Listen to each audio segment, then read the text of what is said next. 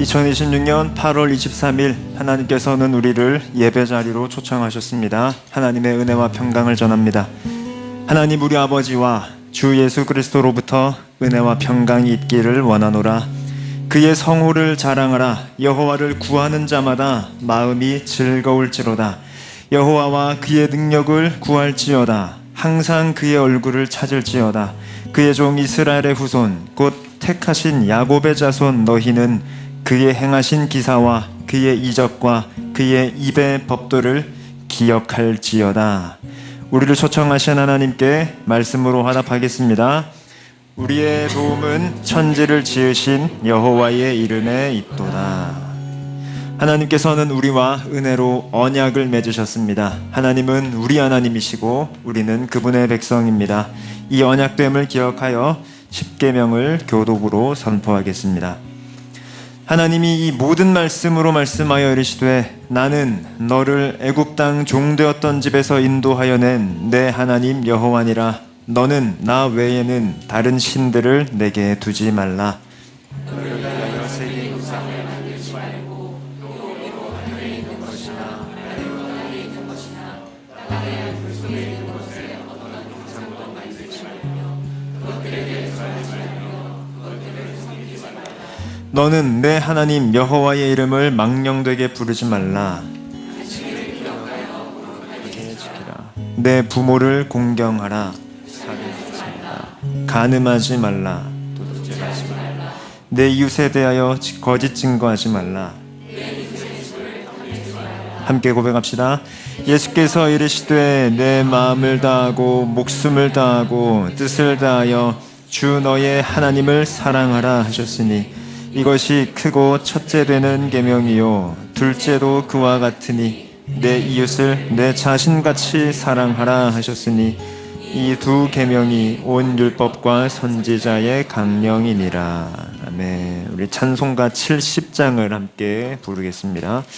찬송가 70장입니다. 그리고 이어서 올려드린 납보 하나님은 우리의 피난처가 되시며를 같이 부를 건데, 우린 지난주에 6계명을 살피면서 살인하지 말라라는 계명을 우리가 어긴 살인자다라는 것을 살폈습니다. 그 살인자의 소망이 도피성이라고 하였고 우리의 도피성은 주 예수 그리스도시다 라고 하였습니다. 피난처 있으니 환난을 당한 자 이리 오라. 이 찬양으로 이 피난처 되신 주님께 나아갑시다. 피난처 있으니 환난을 당한 자 이리 오라. 땅들이 변하고 물결이 일어나 산 위에 넘치되 두렵지 않. 피난처 있으니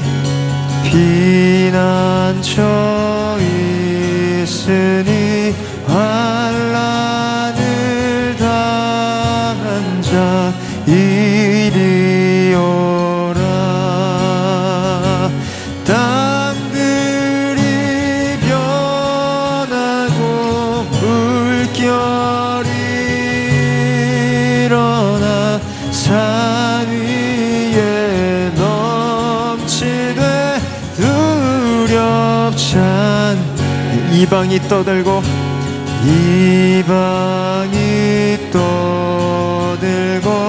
나라들 모여서 진동하나. 우리 주 목소리 한 번만 바라면 천하의 모든 것 망하겠네. 만유주 하나님 우리를 도우니 피난처요. 세상의 난리를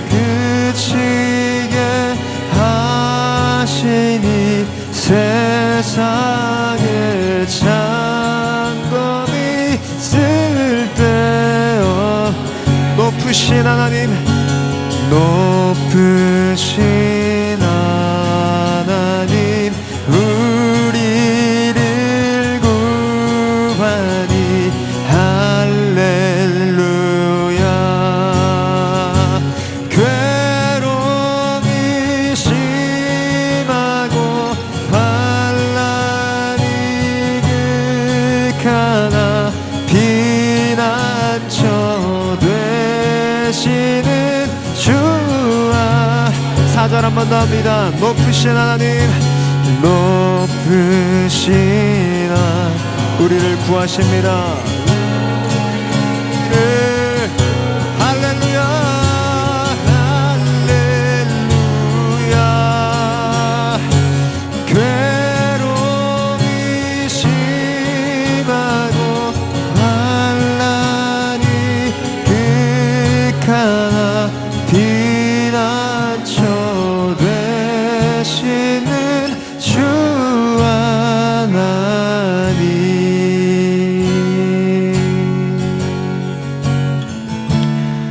하나님은 우리의 피난처가 되시며를 함께 고백하겠습니다.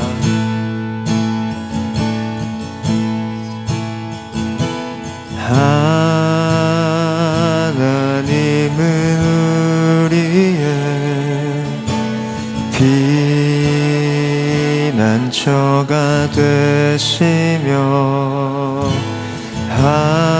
환난 중에 우리의 힘과 도움이. 하나님은 우리의 하나님은 우리의 피난처가 되시며 환난 중에 우리의 힘과 도움이시라. 너희는 가만히 있어, 너희는 가만히 있어. 주가 하나님 되말지어다. 열방과 세계 가운데 주가 높임을 받으리라. 한 번 더 고백합시다. 하나님은 우리의 하나님은 우리의 피난처가 되시며 환난 중에 우리의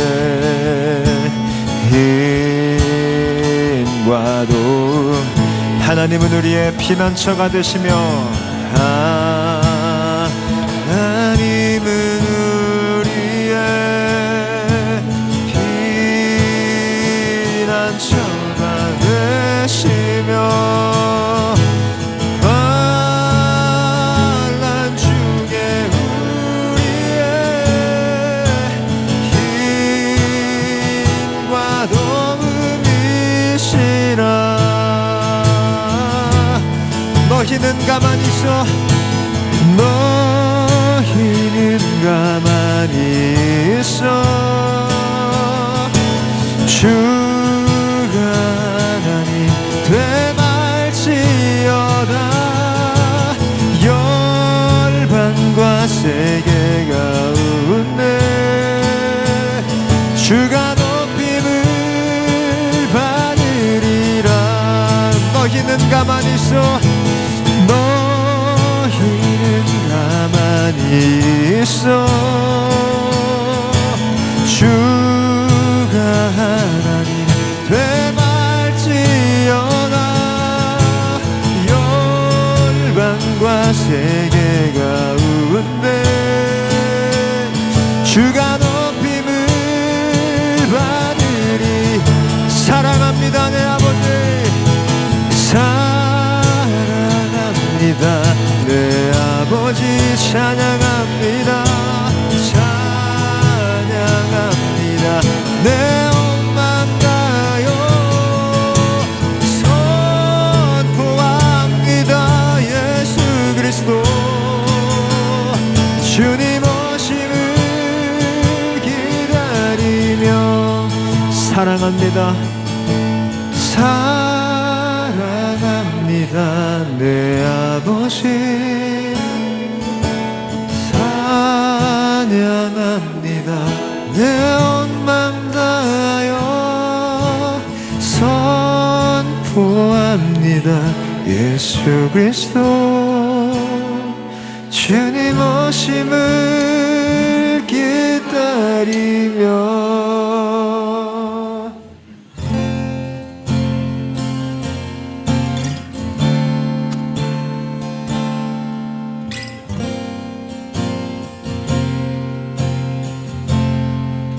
지극히 높은 주님의 지극히 높은 주님의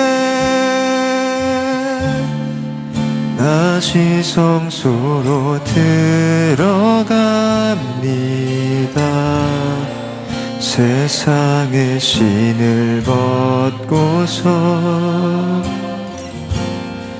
주 보좌 앞에 엎드리리. 내 주를 향한 사랑과 그 신뢰가 사그러져 갈 때 하늘로부터 이곳에 장막이 덮이네.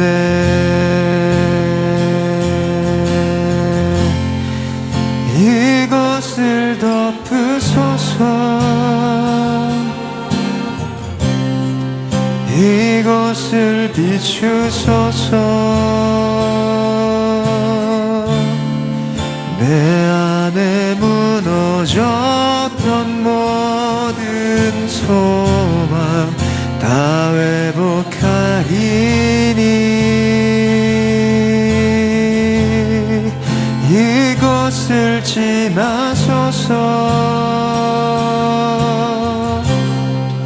이것을 만지소서. 내 안에 죽어가는 모든 예배 다 살아나리라. 우리 한 번 더 이 찬양을 부를 텐데, 우리 주님은 피난처이십니다. 그 주님의 피난처를 좀 더 구약적으로 말하자면 어디가 피난처입니까? 지성소가 피난처입니다. 하나님의 임재, 하나님의 영광이 있는 곳, 그리고 우리를 용서하는 곳, 말씀하시는 곳, 거기가 피난처입니다. 거기서 우리가 살아납니다. 거기서 우리가 회복됩니다. 거기에 우리의 소망이 있습니다. 그러니 찬양을 다시 부를 때에 우리의 피난처, 우리의 벙커는 여호와의 임재, 지성소임을 고백하며 이 찬양을 소망으로 함께 부르겠습니다. 지극히 높은 주님의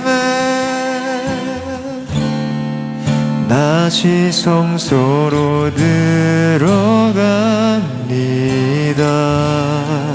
세상의 신을 벗고서 주님 앞에 엎드립시다. 주 보좌 앞에 엎드리리. 내 주를 향한 사랑과 그 신뢰가 사그러져 갈 때 하늘로부터 우리를 살리는 장막이 덮입니다. 이 덮이네.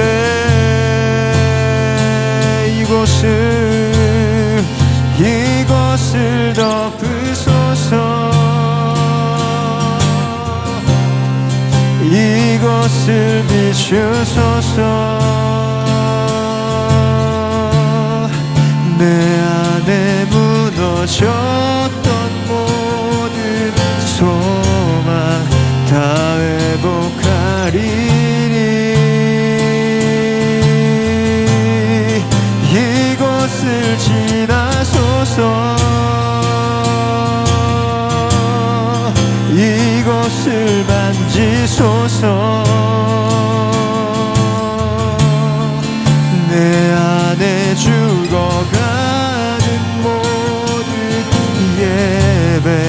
다 살아나리. 하나님 나를 덮으소서라는 마음으로 이곳을 덮으소서, 이곳을 덮으소서, 이곳을 비추소서. 내 안에 무너졌던 모든 소망 다 회복하리니. 이것을 지나소서, 이곳을 만지소서. 내 안에 죽어가는 모든 예배 다 살아나리라. 우리 시간 기도할 것은, 우리가 왜 피난처로 가야 합니까? 우리의 예배가 죽었기 때문입니다. 우리가 피난처로 가서 살아야 하는 것은 주를 향한 우리의 사랑입니다. 우리는 한 주간 또 살면서 주를 향한 사랑이, 주를 향한 신뢰가 많이 사그러져 갔고 많이 무너져 갔습니다. 그러니 우리는 살아나는 것이 그래서 필요한데, 그 소망을 가지고 이 시간 믿음으로 선포하며 고백해 볼 것은, 하나님, 주님이 내 만족이십니다. 주님이 나의 즐거움이십니다.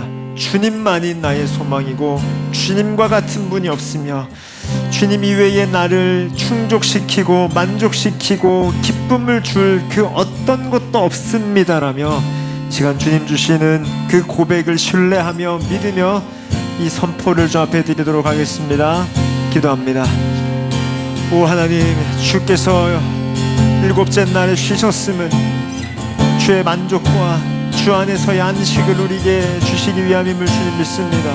하나님, 우리가 세상에서 이번 한 주도 보았지만 주님 이외에 우리에게 소망이 없습니다. 주님 이외에 우리를 만족시킬 것이 없고 주님 이외에 우리를 충족시킬 것이 없으며 주님보다 더 큰 기쁨을 주는 것이 없었습니다. 주님보다 더 큰 복이 없고 주님보다 더 큰 만족이 없습니다. 하나님, 공허한 우리를 채우시옵소서. 비어있는 우리를 채우시옵소서. 혼돈한 우리를 바로 잡아주시옵소서. 혼란스러운 우리를 질서 있게 하옵소서. 주여, 우리를 비추시고 우리를 덮으시고 우리를 만지시고 우리에게 오셔서 여호와 하나님에게 있는 우리 주 예수 그리스도에게 있는 그 기쁨과 만족을 우리 가운데 충만하게 부어주시옵소서. 오 그리스도의 영이신 성령 하나님, 우리에게 그리스도를 알게 하시고 주님에게 있는 그 생명수를 우리에게 공급해 주십시오. 하나님, 우리의 목이 마르니 다른 곳에 가서 이 목마름을 해결할 수 없으니 주여, 이 목마름을 해결하게 하여 주옵소서. 오늘 주의 말씀을 받고 듣는 가운데에 주의 은혜의 식탁을 누리는 가운데 그 여호와 하나님을 마음껏 누리도록 주 주님을 마음껏 사랑하고 교제할 수 있도록 오 하나님, 우리를 인도하여 주시고, 하나님, 그 고백으로 오늘 이 시간 예배에 나왔습니다. 그 고백으로 주의를 지키며 나왔습니다. 십자가와 부활의 그리스도가 아니면 우리에게 소망이 없음을 고백하여 주의를 지켜 나왔습니다. 그러니 안식일의 주인이신 하나님, 피난처 되시는 주여, 우리의 도움은 천지를 지으신 여호와 하나님께 있사오니 주여, 우리를 도우시옵소서. 주여, 우리를 도우시옵소서.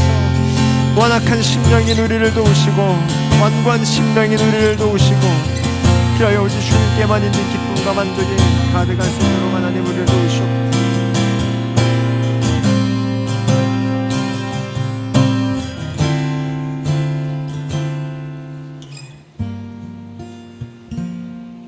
예배는 이제 하나님의 환대의 순서로 넘어갑니다. 주님께서는 우리를 기꺼이 용서하시고 환대하시는 분이십니다. 그렇기에 우리는 오늘도 회개할 수 있습니다.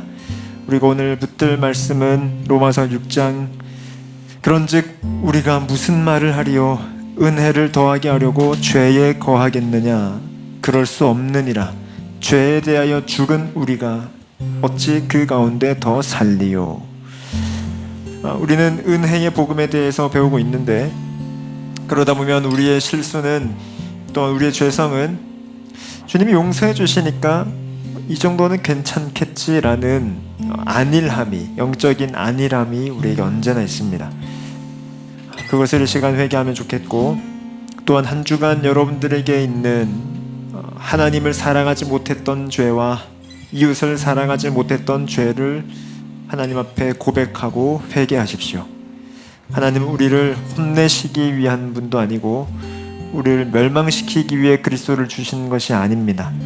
오히려 우리를 안으시기 위해 언제나 자비의 품으로 우리를 기다리고 계시니, 아버지의 자비의 품을 신뢰하여 이 시간 우리의 죄를 고백하고 회개하도록 하겠습니다. 기도합니다. 아버지 하나님, 아버지 하나님, 하나님의 자비로운 품을 신뢰합니다. 하나님의 자비로운 품을 사모합니다. 하나님의 오래 참으심과 하나님의 긍휼을 오늘도 신뢰합니다. 주여 도우시옵소서. 아버지, 하나님을 온전히 사랑하지 못하고 이웃을 오롯이 사랑하지 못하였던 주여 우리의 죄성을 긍휼히 여겨주십시오. 하나님, 우리가 은혜를 더하게 하려고 어찌 죄에 거하겠습니까? 죄에 대한 안일함이 우리의 가운데 있었음을 주님 용서해 주십시오. 죄를 아무것도 아니게 여기고 엄중하게 여기지 못한 주여 우리의 안일함과 어리석음을 용서해 주십시오. 하나님, 우리에게 있는 죄악들을 용서하옵소서. 하나님을 더 사랑하지 못하였던 우리의 죄를 용서하여 주십시오. 이웃을 더 사랑하지 못하였던 우리의 죄를 용서하여 주십시오. 우리의 입술과 우리의 행동으로 또한 정결하지 못한 마음을 하나님 용서해 주시고, 남에게 말하지 못하는, 남에게 보일 수 없는 은밀한 죄를 아시는 아버지, 그것까지도 용서하시는 아버지, 주여 하나님의 자비로운 품을 사모합니다. 하나님의 자비로운 품을 사모합니다. 경건하지 못한 우리, 더럽고 추악한 우리를 불쌍히 여기시옵소서. 회개도 진부하게 느끼는, 회개도 익숙해져 버린 주여 우리를 용서하시옵소서. 회개도 당연히 여기는 우리를 용서하시고, 회개하는 것에 조금도 감각을 느끼지 못하는 영적인 문둥병인 우리를 용서해 주십시오. 주님, 불쌍히 여겨주십시오. 주님, 불쌍히 여겨주십시오. 주님, 긍휼히 여겨주십시오. 오늘도 그리스도의 은혜를 의시하니 주님,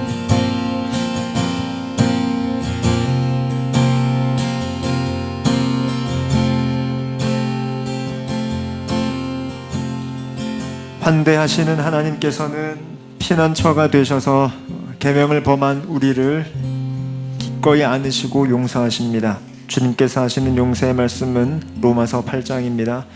그러므로 이제 그리스도 예수 안에 있는 자에게는 결코 정죄함이 없나니, 이는 그리스도 예수 안에 있는 생명의 성령의 법이 죄와 사망의 법에서 너를 해방하였음이라. 우리 다 같이 이사야 말씀으로 용서의 은혜를 선포하겠습니다. 보옵소서, 내게 큰 고통을 더하신 것은 내게 평안을 주려 하심이라. 주께서 내 영혼을 사랑하사 멸망의 구덩이에서 건지셨고 내 모든 죄를 주의 등 뒤에 던지셨나이다.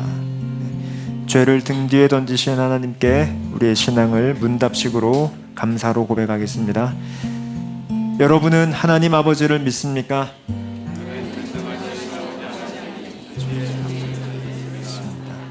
여러분은 그의 아들 예수님을 믿습니까?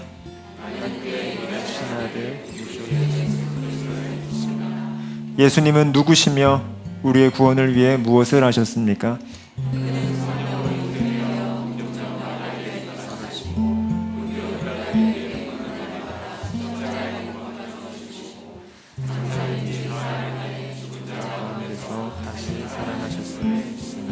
예수님께서 어떻게 오실 것을 믿습니까? 하늘에 오르시어 전능하신 아버지 앉아 계시다가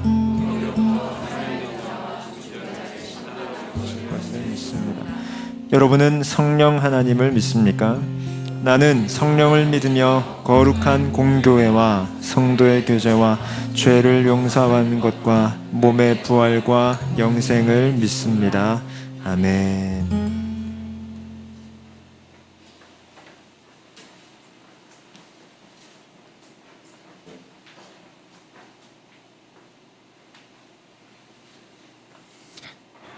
사랑이 많으신 하나님 아버지, 죄인된 우리의 도피성 되어주시고 내게로 오라 하신 주님의 은혜에 감사와 찬양 올려드립니다.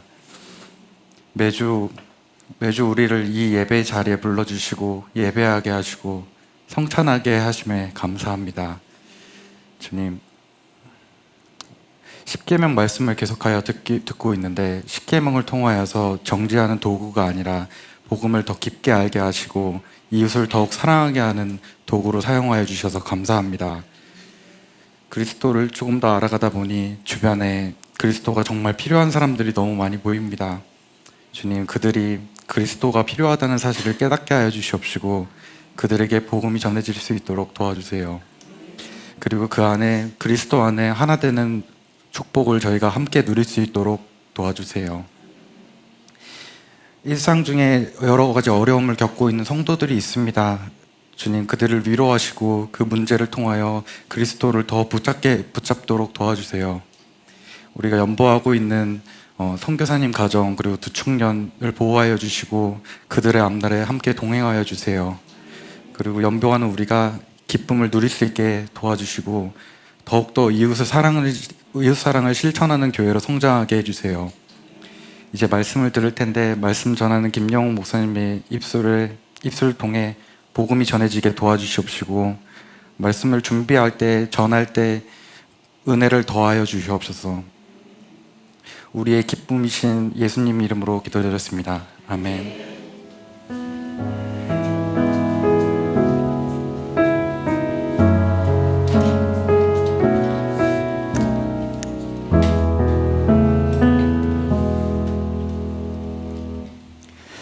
하나님의 말씀은 요한복음 13장 12절에서 20절까지의 말씀입니다. 오늘 본문은 두 개인데 7계명이 적힌 출애굽기 20장 14절은 제가 여러분들 위해 봉독하고, 요한복음 13장 12절에서 20절은 교독하겠습니다. 그래서 저 한 절, 여러분 한 절, 저 한 절, 여러분 한 절을 읽고 마지막 20절을 함께 읽겠습니다. 하나님의 말씀을 귀와 마음으로 들읍시다. 먼저 7계명인 출애굽기 20장 14절을 읽습니다. 간음하지 말라. 이어서 요한복음 13장 12절 이하를 교독합니다. 그들의 발을 씻으신 후에 옷을 입으시고 다시 앉아 그들에게 이르시되 내가 너희에게 행한 것을 너희가 아느냐?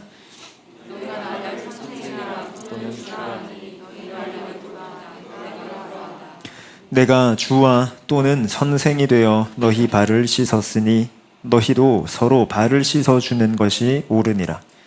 내가 너희에게 행한 것 같이. 내가 진실로 진실로 너희에게 이르노니 종이 주인보다 크지 못하고 보냄을 받은 자가 보낸 자보다 크지 못하나니 내가 너희 모두를 가리켜 말하는 것이 아니니라. 나는 내가 택한 자들이 누구인지 알미라. 그러나 내 떡을 먹는 자가 내게 발꿈치를 들었다 한 성경을 응하게 하려는 것이니라. 지금부터 일이 일어나기 이전에 너희에게 일러두는 일이 일어날 때에 내가 그인 줄. 함께 읽습니다.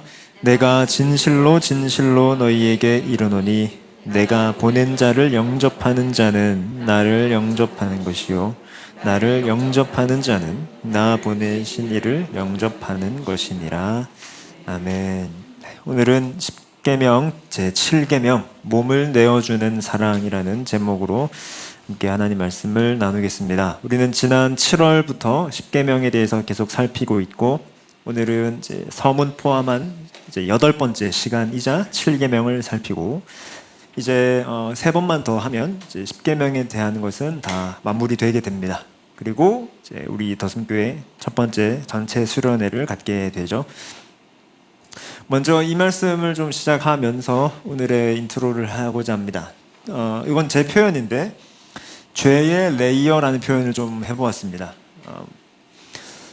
죄의 본질에 대한 이야기를 제가 종종 우리가 말씀 가운데 나누었습니다. 그래서 죄의 본질이란 하나님과 같이 되는 것, 하나님처럼 되고자 함이라 하였고, 그래서 하나님을 밀어내고 하나님을 싫어하고 내가 하나님 되려는 것, 그게 죄의 본질이라 했습니다. 그 기원은 창세기 3장에 있다 하였고, 그것이 죄의 가장 본질입니다. 그래서 가장 붉은 색깔로 되어 있는데, 마치 감기에 걸리면 여러 가지 증상이 나타나듯, 그러니까 콧물, 재채기, 그다음에 기침 등등이 감기라는 것의 증상이듯 이 죄라는 것의 근본 본질에 걸린 증상들이 이렇게 나타납니다. 자, 오늘 우리는 간음하지 말라는 것에 대해 살핍니다. 자, 마치 지난주에 우리는 살인하지 말라라는 것을 살폈고, 그러면 지금 이 죄의 레이어라는 것으로 볼 때에, 자, 살인은 여기 있는 겁니다. 간음 여기 있는 겁니다. 그러니까 우리의 현상적인 죄들은 여기 있는 겁니다.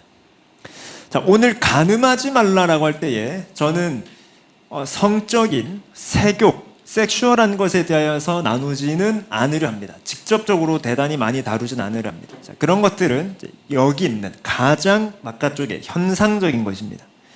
그 죄의 본질은 이것인데, 전 언제나 본질이 현상을 형성한다고 생각하고, 그래서 본질을 건드리는 것이 그 현상에 대한 대처 혹은 그걸 컨트롤하는 데 가장 근본적인 해결이라고 생각을 합니다. 그래서 오늘 저는 우리가 많은 시간 동안 이것에 대해서는 다루어 왔고 앞으로 다룰 것인데, 전 오늘의 이 7계명을 여기에서 이 차원에서 말씀을 나누려고 합니다. 반복하면 전 오늘 이 간음 자체에 대한 섹슈얼한 것에 대한 얘기를 하기 이전에 그보다 한층 더 아래에 있는 레이어를 다루려 하는 것입니다. 그래서 왜 간음을 하게 되는지, 왜 그런 어떤 성적인 죄라든지 그런 비정상적인 색욕 그리고 그런 관계들 속에서 간음이라는 죄가 나오는지를 우리가 대우리 문답을 통해서 한 번은 훑겠지만, 말씀의 주된 핵심은 여기에 있습니다. 그래서 오늘 왜 간음하지 말라의 계명인데 세족식 본문을 읽었는지를 이해하시게 될 겁니다. 이렇게 했는데 오늘 종이를 안 들어서 제가 진짜 할 말이 없습니다. 이럴 수가. 그래서 오늘 개요는 이러합니다.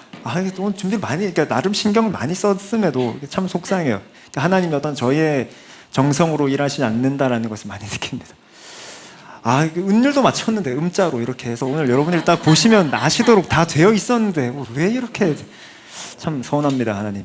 자, 아무튼 우리는 첫 번째 간음 존재가 도구로라는 대지를 통해 일단 7계명 자체에 대해 살피고, 이제 1번 대지에서 2번 대지로 넘어가면서 우리는 복음에 대하여서 좀 나누겠습니다. 그리고 셋째 믿음에 대하여서 살피면서 어떻게 적용해야 하는지를 나누겠고, 오늘 제가 결혼에 대한 직접적인 언급은 많이 하지 않겠으나, 마침 오늘의 이 7계명 설교가 다가오는 결혼식을 앞둔 두 분에게 도움이 될 것 같고요. 그리고 제가 결혼식 당일에는 어떤 결혼에 대한 많은 설교를 하기는 시간적으로 어렵습니다. 근데 일단 두 분께는 지금 우리가 어제까지서 이제 계속해서 결혼 클래스를 하고 있고, 다가온 주도 마지막으로 하니 두 분과는 우리가 제가 소통을 하고 있는데, 그래서 오늘 이 이야기를, 오늘 이 말씀을 결혼에 대해서도 이해할 수 있다라는 것을 염두에 두시고, 그리고 우리가 기본적으로 이웃을 어떻게 사랑하는지에 대한 것이기도 하니 염두에 두시고 살펴주시기 바랍니다. 첫째, 간음, 존재가 도구로라는 것인데, 나눠드린 파일, 이미지에 대우리 문답이 있습니다. 그걸 한번 좀 보시고, 만약에 좀 보시기 그러면 귀로 들으셔도 됩니다. 웨스트민스터 대우리 문답에서 7계명을 다루는 것은 두 개의 문답입니다. 먼저는 138문, 7계명이 무엇을 요구하느냐에 대한 것인데 제가 읽겠습니다. 제7계명에서 요구하는 의무는 몸, 생각, 감정, 말, 행동에 있어서의 순결함이며 우리 자신과 다른 사람들의 순결을 보존하는 것입니다. 자, 무슨 뜻입니까? 몸, 생각, 감정, 말, 행동이라는 저 여러 가지 측면에 있어서의 순결. 그 대상은요, 다른 사람에 대한 순결도 내가 보존해줘야 합니다. 나의 순결도 내가 보존해야 하는 의무가 있다는 것입니다. 근데 여기에 인용된 구절이 두 개가 데살로니가전서 4장과 고린도전서 7장인데 각각 거룩함과 존귀함으로 자기의 아내 대할 줄을 알고 그리고 음행을 피하기 위해 남자마다 자기 아내를 두고 여자마다 자기 남편을 두라. 자, 이것을 인용한 것으로 보아 뭘 전제하고 있습니까? 부부 즉 배우자의 있음을 전제하고 있습니다. 여기서 순결은 그러면 지금 이 인용된 구절로 보아 좀 더 구체화하면 무엇이라는 것입니까? 거룩함과 존귀함으로 대하는 것이 순결이에요. 그런 점에서 그리스도인에게 결혼은 요구됩니다. 물론 독신 자체가 나쁜 것은 아닙니다. 이를 위한 참고는 고린도전서 7장 말씀 묵상지 어느 정도 적었습니다. 독신 자체를 성경이 금하고 있지는 않습니다. 그런데 기본적으로 음행을 피하기 위하여서 이러하라. 그럼 좀 더 나아가 이렇게 배우자가 있다면 그 배우자의 역할은 음행을 피하도록 막아주는 장치다라는 것을 전제하기도 합니다. 좀 더 이어서 눈을 비롯하여 모든 감각들을 조심하고 절제하며 순결한 교제를 유지하고 복장을 단정하게 하는 것입니다 라고 말합니다. 그러니 우리의 눈은 내 눈인데 내 마음이지 그리스도인은 아닙니다. 그러니까 자유는 남의 순결 그리고 나의 순결을 더 뛰어넘지 않습니다. 우리의 자유는. 그런 점에서 요 근래 이제 우리가 여름이라는 시즌을 보내고 있는데 그걸 바라보는 사람도 그러니까 그 노출을 바라보는 사람도 그리고 그런 복장을 하는 사람도 서로 유의해야 합니다. 그러니 그걸 보는 것도 내 마음이지 아닙니다. 보라고 입은 거 아니야? 아닙니다. 그리고 그걸 복장을 입은 사람도 나 이거 보여주려고 하는 건 아니고 내 만족이야. 혹은 나 보여주려고 했어. 다 좀 안 된다는 것입니다.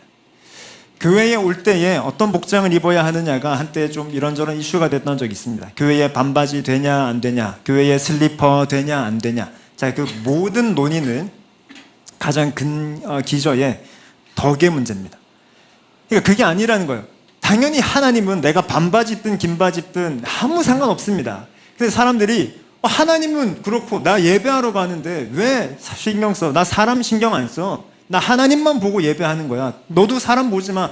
그게 아니라는 거예요. 교회에 대한 메커니즘을 아예 이해를 못하는 것입니다. 정확하게 성경에 대한 이해가 아예 없는 것입니다. 성경은 그렇게 말한 적이 없습니다. 바울이 왜 고린도전서 8장에서 내가 영원히 고기를 먹지 않겠다라고 했습니까? 형제를 실족해 하려거든 나 영원히 고기 안 먹어. 바울 고기 먹어도 돼요. 맛있습니다. 좋습니다. 품질 좋은 고기 먹을 수 있습니다. 그러나 형제가 실족할 것 같거든 내가 안 먹겠다라는 것이잖아요. 그게 복음이고 그게 교회입니다. 그리스도의 몸입니다. 그러니 내가 하나님께 예배드리러 오는데 나 오직 하나님만 바라보지 아니요. 이웃 바라봐야 돼요. 그걸 너무 많이 잃었습니다. 우리가. 그러니 단지 교회 올 때뿐만 아니라 그리스도인의 기본적인 삶이 그렇게 단정해야 합니다. 그러니까 교회에만 그렇게 입고 오다가 세상에서는 막 또 이렇게 하다가 그렇게 하이브리드로 살지 말고 애초에 우리 삶 자체가 정돈되어야 합니다. 삶 자체가. 그것이 우리에게 필요하다는 것이죠. 이어서 금욕의 은사가 없는 이들은 결혼하고 금욕도 은사라고 말합니다. 부부는 사랑으로 동거하며 자, 이건 고린도전서 7장 말씀 묵상집 참고하라 말씀드렸습니다. 자, 그리고 제가 거기 원래 나눠드렸을 거에는 넘버링이 있는데 제가 지금 수정하지 않은 걸 드리느라 넘버링이 없습니다. 우리의 직업을 부지런히 수행하고 제가 거기 6번이라고 적어놨는데 사실 지금 간음하지 말라의 계명이 우리에게 요구하는 의무에 대해 살피는데 왜 직업을 부지런히 수행하고란 말이 있습니까? 우리의 직업 수행이 간음하지 말라는 계명과 뭐가 연결된다는 것이죠? 여기에 인용된 구절은 잠언 31장 자기의 집안일을 보살피고 게을리 얻은 양식을 먹지 아니하나니라는 것입니다. 자, 그러면 여기에 전제된 게 뭐죠? 우리가 자신의 직업을 충실히 성실히 하는 것은 내 가정을 잘 돌보는 일환이기도 하다라는 것입니다. 그게 기본적으로 성경의 전제입니다. 그러니까 우리의 그리스도인의 일이라는 것은 단지 자아 정체성의 실현이라거나 아니면 마치 금광캐기 하듯이 세상에 있는 돈을 내 주머니에 넣기 위한 수단이 아니라는 것이죠. 가정을 잘 돌보는 것이라는 것입니다. 그러니 지금 앞선 계속 우리가 살펴봤지만 이 간음하지 말라라는 계명이 동전의 양면으로 뭘 말하고 있다는 것입니까? 가정을 잘 돌보아라라는 것입니다.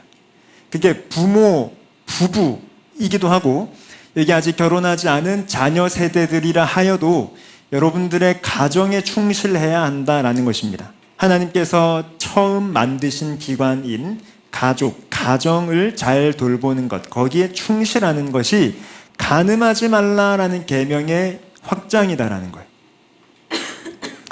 그리고 마지막, 부정의 모든 경우를 피하며 그 유혹들을 저항하는 것입니다.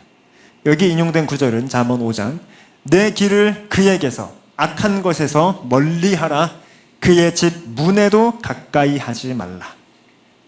특히 젊은 세대들은 호기심이 많습니다. 그래서 뭐 그렇게 말하는 분도 있었습니다. 그리고 이해는 합니다. 그래도 죄도 좀 지어봐야 되지 않나요? 뭐 술도 좀 마셔보고 담배도 좀 피워보고, 그래서 그렇게 알고 인생이 긴데 그걸 아는 것이랑 아예 평생 모르는 것은 어떤 복음에 대한 이해의 깊이가 다른 것 같아요. 되게 진지한 대화를 저랑 했던 한 형제가 기억이 납니다. 뭐 그럴 수도 있습니다만, 뭐 제가 지금 많은 얘기를 할 수 없지만 의도적으로 탕자가 되려 하지 마십시오. 그냥 그 집 문 근처에 가지 말라는 것을 성경은 말합니다. 그렇다고 해서 또 집 근처에 간 사람들을 우리가 정죄하자는 뜻은 아닙니다. 그런 성경이 기본적으로 권면하고 있는 것은 그렇다라는 것이죠.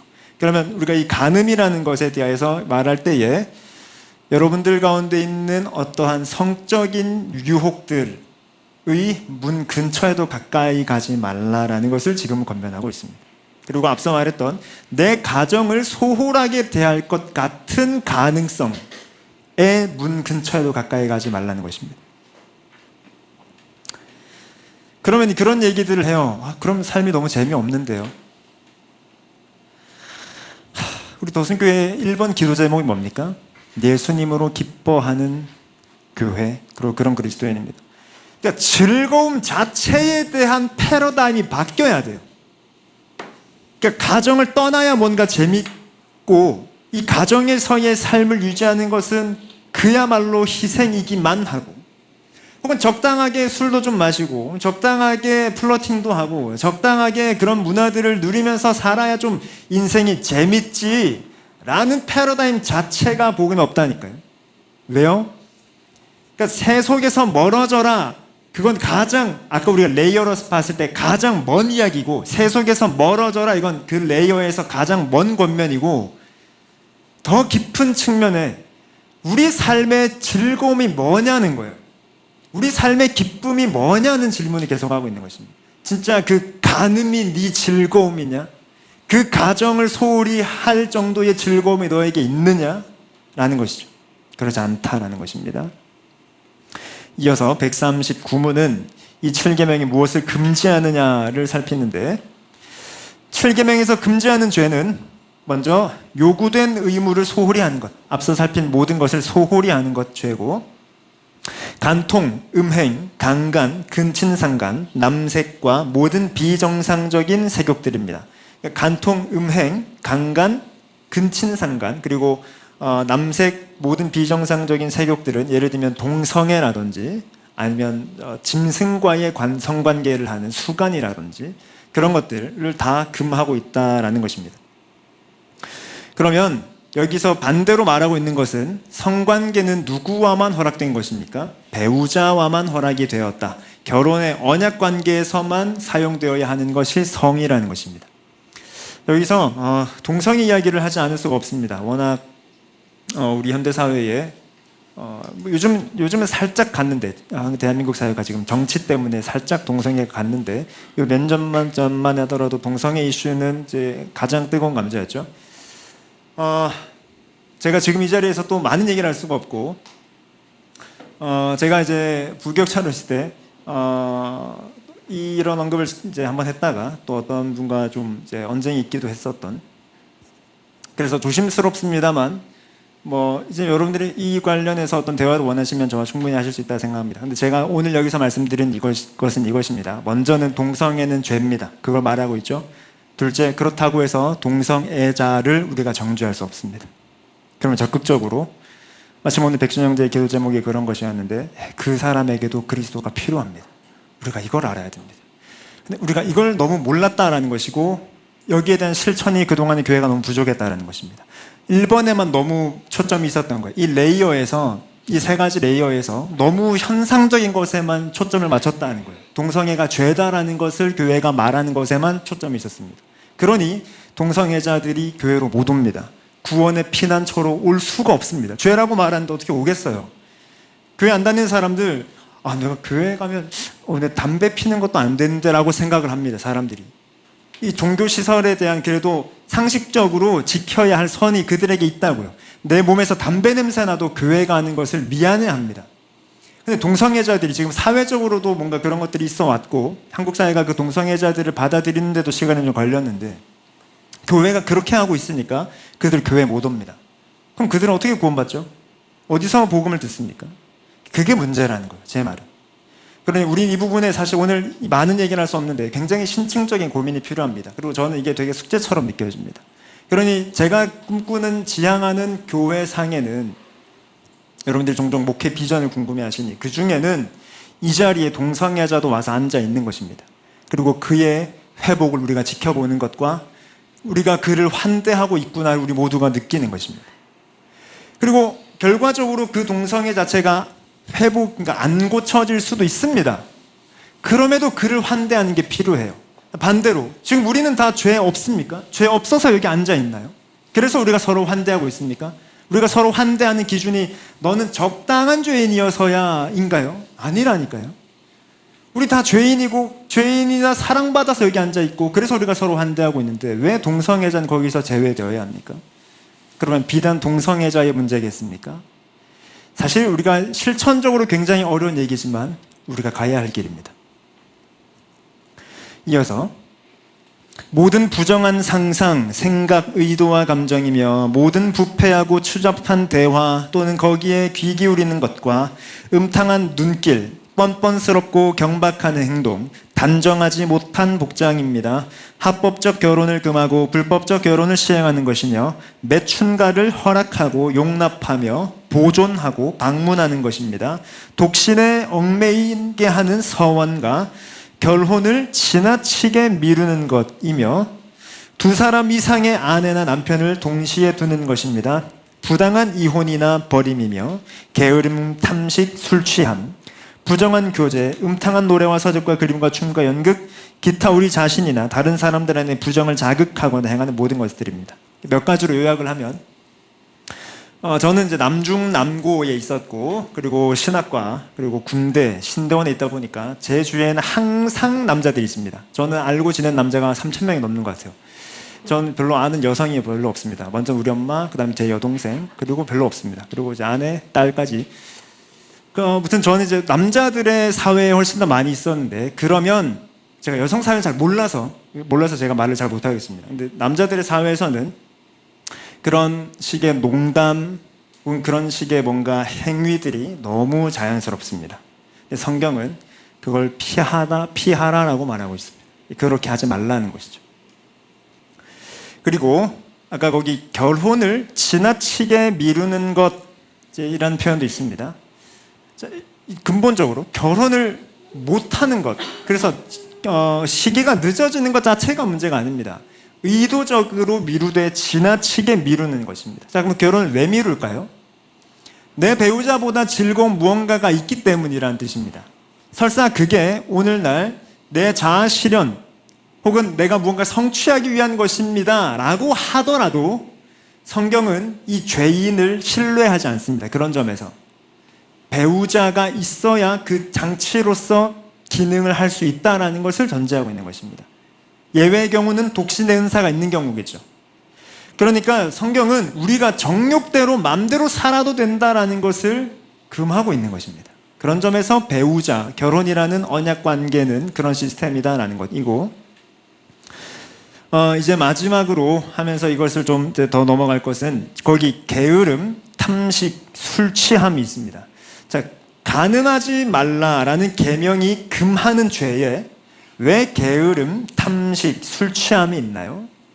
거기에 숫자 17 이렇게 되어 있습니까? 그리고 거기에 인용된 구절은 에스겔 16장 49절 이렇게 되어 있는데 그 본문은 이렇습니다. 그리고 우리는 이제 좀 더 본격적인 이야기를 해보겠습니다. 대요리문답은 여기까지고, 이것만 해도 여러분들에게 충분히 좀 교훈이 됐을 거라 생각합니다. 근데 우리 이제 아까 살펴서 레이어 2단계를 좀 들어가 보겠습니다. 지금 게으름, 탐식, 술 취함에 인용된 구절은 이 구절인데, 네 아우 소돔의 죄악은 이러하니 그와 그의 딸들에게 교만함과 음식물의 풍족함과 태평함이 있음이라. 그가 또 가난하고 궁핍한 자를 도와주지 아니하며 라고 말합니다. 자, 지금 이게 이 죄의 원인이래요. 다시요. 교만, 음식물의 풍족함, 태평함, 그래서 가난한 자를, 궁핍한 자를 도와주지 않는 것이 소돔의 죄악이래요. 자, 그러면 우리가 이 도시에 대한 좀 이야기를 이해할 필요가 있죠. 창세기 19장에 소돔과 고모라 이야기가 있습니다. 거기에 대한 본문은 이렇습니다.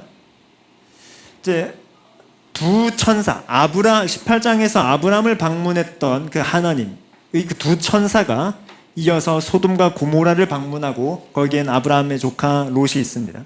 그 본문입니다.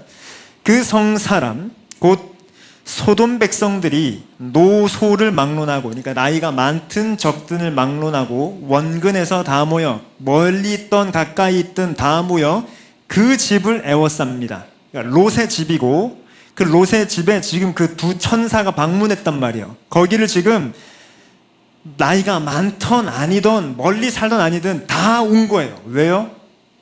롯을 부르고 그에게 이르되 오늘 밤에 네게 온 사람들이 어디 있느냐 이끌어내라. 우리가 그들을 상관하리라.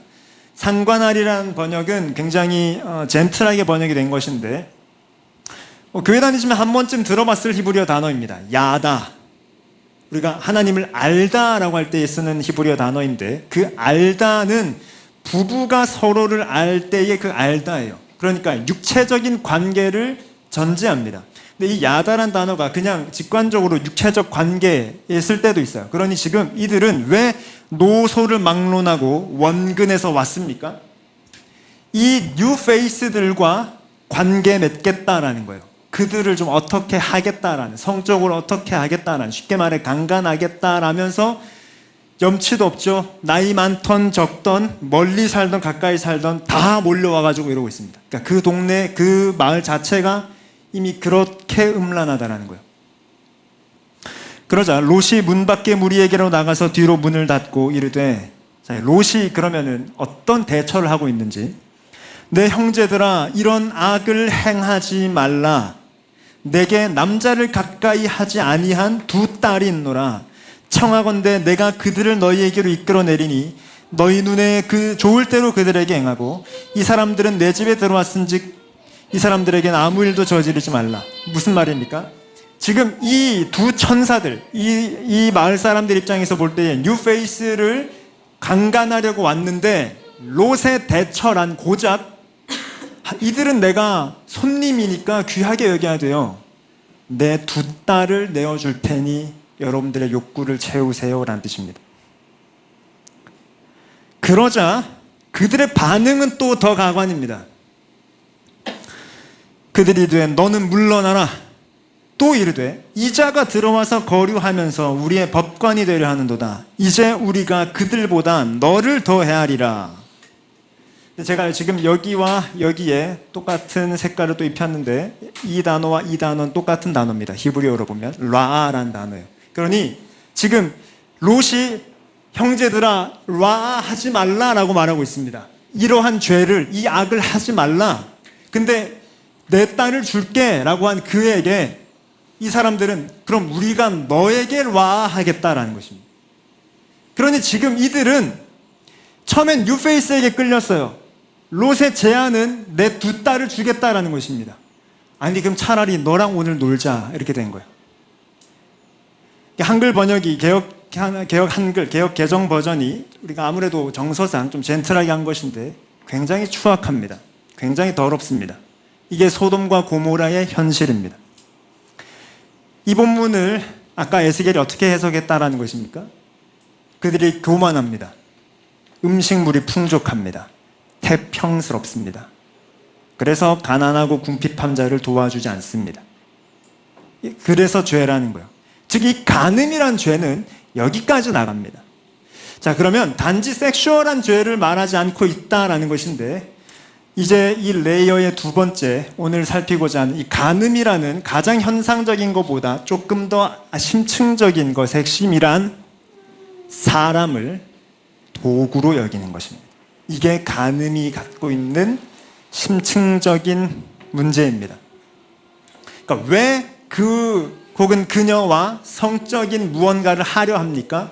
왜 눈으로 그를 힐끗 쳐다봅니까? 왜 그런 생각을 합니까? 왜 그런 행동을 합니까? 왜 내 가정을 소홀히 여깁니까? 왜 그런 단정치 못한 복장을 입습니까? 그 모든 기저에는 사람을 쾌락의 도구로 여기기 때문입니다. 그 사람 자체를 우리가 지난주에 살핀 대로 하나님의 형상, 존귀한 하나님의 형상으로 보지 않고 나의 욕망, 쾌락을 해소할 수 있는 도구로 여겼다라는 게 간음의 핵심이에요. 그러니까 게으릅니다. 그 존귀한 하나님의 형상을 존귀하다 여기지 않으니까 게으르죠. 태만합니다. 그리고 음식물의 풍족함, 내가 지금 만족스러우니까 그를 사랑할 생각과 여유가 없습니다. 그 모든 기저가 이것이라는 것이죠. 이게 죄의 더 깊은 차원에서 내가 하나님 됐다라는 뜻입니다. 또 하나의 예는 이제 성경을 한번 좀 펴보시겠는데 오늘 본문 우리가 펴고 있지만 잠깐 킵해두고 성경을 직접 열어서 찾겠습니다. 사무엘하 13장. 사람을 도구로 보고 있다, 쾌락의 도구로 보고 있다라는 것에 가장 적나라한 예입니다.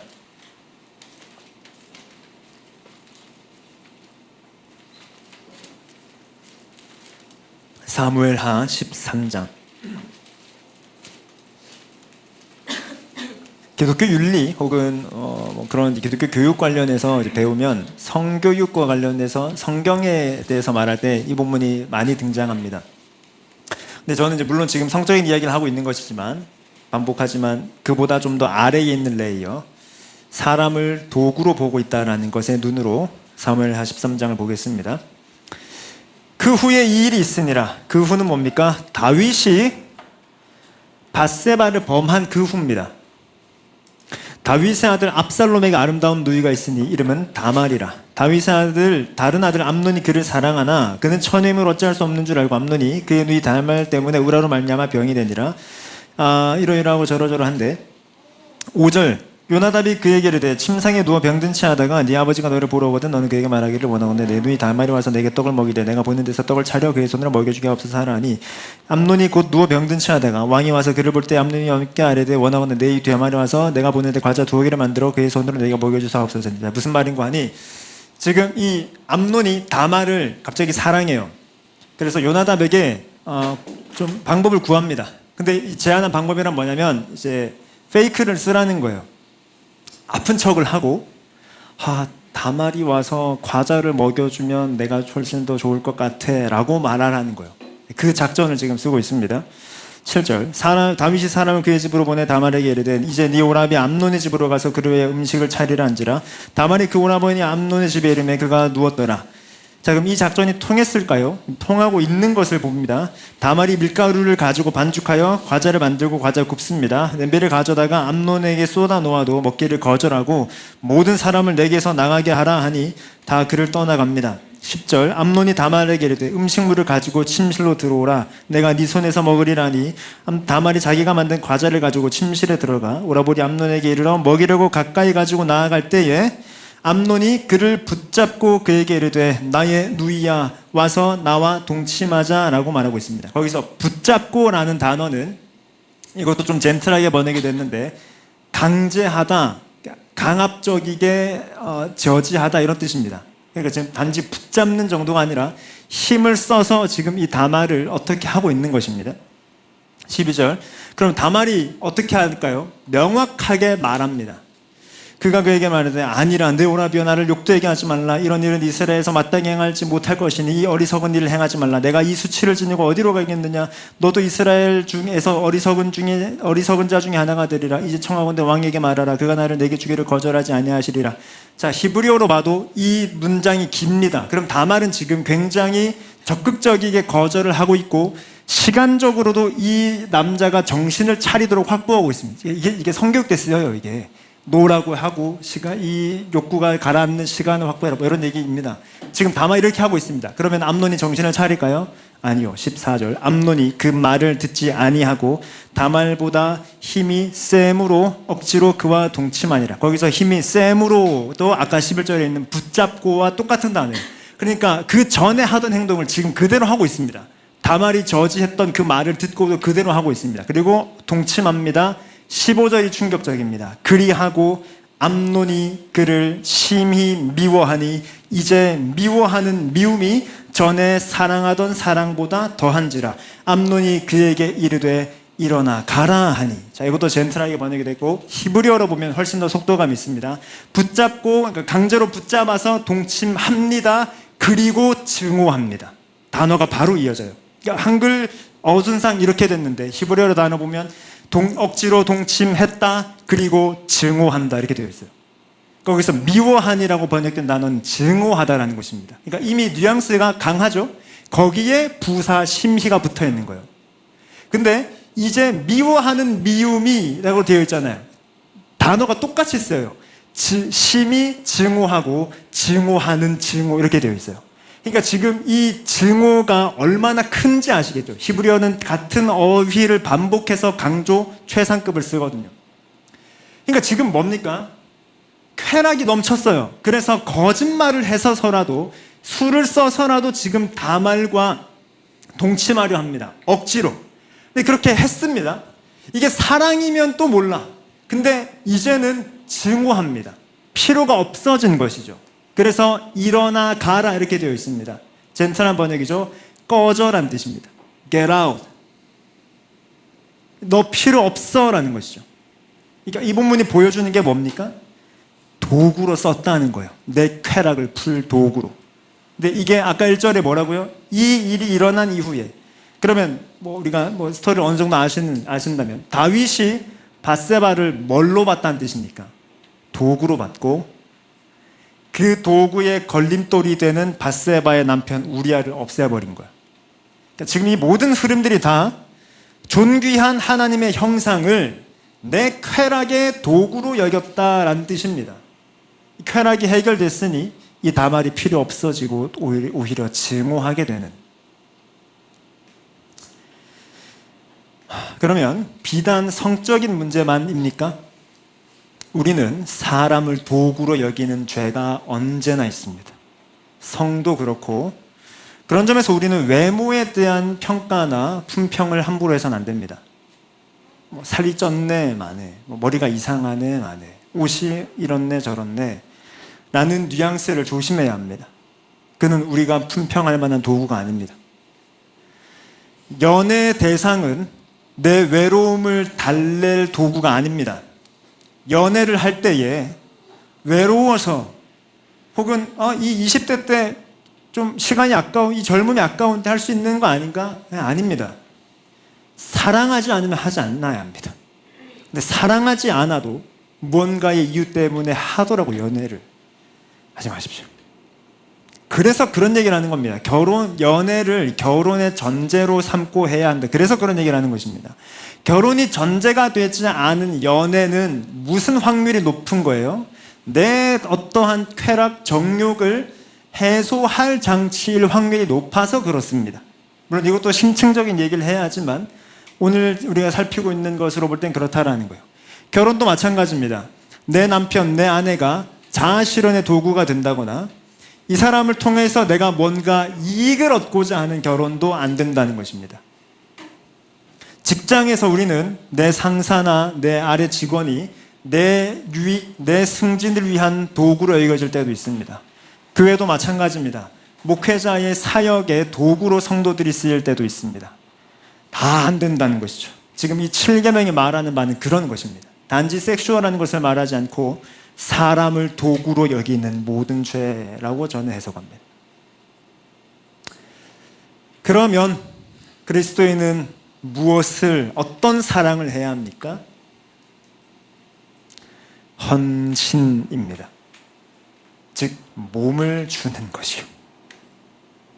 우리는 이 이야기를 이제 대지 2번으로 넘어가, 우리 좀 깊은 얘기를 많이 하느라 시간을 좀 썼습니다. 이제 좀 더 속도감 있게 이제 이 헌신, 몸을 주는 것의 이야기를 이제 복음을 전할 것인데 언약이라는 언어로 이해해 보겠습니다. 계약이 아닌 언약. 언약은 영어로 번역하면 covenant이고 히브리어로는 이제 카라트인데 그게 한글 번역을 계약으로 해도 되고 언약으로 해도 돼요. 그래서 언약적이다 혹은 계약적이다 이렇게 표현해도 됩니다만 영어로 컨트라스트와 커버넌트를 좀 제가 비교하고 언약이 무엇인지 살피겠습니다. 우린 이 언약이란 단어를 매주 주일마다 듣습니다. 제가 언제 하던가요? 예배 인도자로서 제가 언제 하던가요? 하나님의 인사, 예배 부름을 하고 우리도 인사한 뒤에, 이거 이해하시죠? 하나님 인사하십니다. 은혜와 평강이 있을지어다. 그리고 우리도 하나님께 인사합니다. 우리 도움은 천지를 지으신 하나님께 있습니다. 그리고 예배 인도자의 멘트가 무엇입니까? 하나님은 우리와 은혜로 언약을 맺으셨습니다. 하나님은 우리 하나님이시고 우린 그분의 백성입니다. 이 언약을 기억하며 10계명을 교독으로 선포합시다 라고 멘트합니다. 10계명은 우리로 이 언약을 기억하게 하는 것이죠. 그런 점에서 우린 언약을 살피는 것인데 한글 번역에 똑같이 써도 되는데 영어로 좀 더 컨트랙트와 이 커버넌트를 좀 비교해 보겠습니다. 비교하자면 이렇습니다. 신경 쓴 게 보이십니까? 이런 날 꼭 실수하죠. 계약이란 서로 간에 다 두 당사자 간의 합입니다. 근데 목적이 뭐예요? 이익이에요. 그게 계약이에요. 이 계약이 나쁩니까? 꼭 그렇진 않습니다. 우리가 살면서 숱한 계약을 합니다. 집을 계약하기도 하고 사무실을 계약하기도 하고 사실 어떤 점에서 결혼도 일종의 계약이기도 하고 무튼 우리는 모종의 계약을 하면서 삽니다. 나쁜 것 자체는 아니죠. 사회에 필요한 시스템입니다. 반면 언약이란 인격적인 헌신입니다. 커버넌트라는 것은 일단 쭉 안 적어도 됩니다. 쭉 이해하시고 왜 이런 언약에 대한 것이 나오는지 이해하시면 됩니다. 계약의 기본적인 사고방식은 저 사람이 날 위해 뭘 해줄 수 있느냐 예요. 언약이란 내가 저 사람을 위해 뭘 줄 수 있을까입니다. 그래서 계약은 이익을 위한 수단입니다. 반면 언약은 사랑을 위한 목적입니다. 마지막, 왜 계약합니까? 불신이 기반입니다. 그러니까 너랑 내가 서로 못 믿을 만하니까, 못 믿어오니까, 우리의 본능을 믿을 수 없으니까 계약서를 쓰자. 여기에 위반하면 이러이러하고 저러저러 하자가 계약서가 가진 기본적인 것입니다. 나쁜 건 아니죠. 그런 시스템입니다.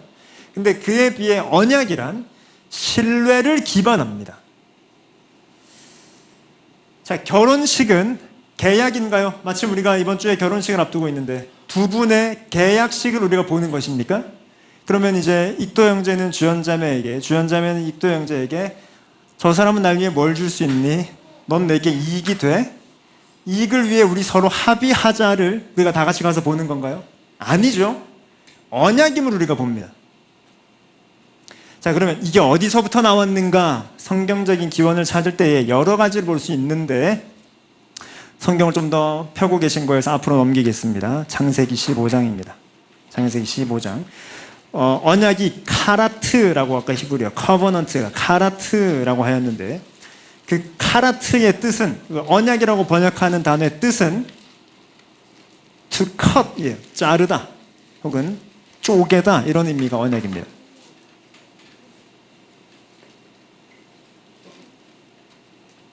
창세기 15장에 하나님이 아브람과 언약을 맺으십니다. 근데 그 장면이 8절 그가 이르되 주 여호와여 내가 이 땅을 소유로 받을 것을 무엇으로 알리까? 즉 하나님 언약을 하시긴 했는데 제가 그거 어떻게 알 수 있죠? 여호와께서 그에게 이르시되 나를 위하여 3년 된 암염소 수장 그리고 산비둘기와 집비둘기 새끼를 가져와. 아브라함이 그 모든 것을 가져다가 중간을 쪼개고 카라트하고 그 카라트한 것을 마주대하여 놓습니다. 새는 안 쪼개고요. 너무 작으니까요. 12절 해질 때에 아브라함에게 이 본문 잘 기억하십시오. 깊은 잠이 임하고 흑암과 두려움이 임합니다. 여호와께서 아브라함에게 이르시되 너는 알라 네 자손 이러이러하고 저러저러 하고 약속하신 내용입니다. 오늘 이거 자체가 중요한 것은 아니고 17절 해가 져서 어두울 때에 연기 나는 화로가 보이며 타는 횃불이 쪼갠 고기 사이로 지나더라. 그날에 여호와께서 아브람과 더불어 언약을 세워 이르시되. 자, 이건 고대 근동의 조약 형식입니다. 짐승을 이 계약 조건의 매개체로 보고 쪼개요.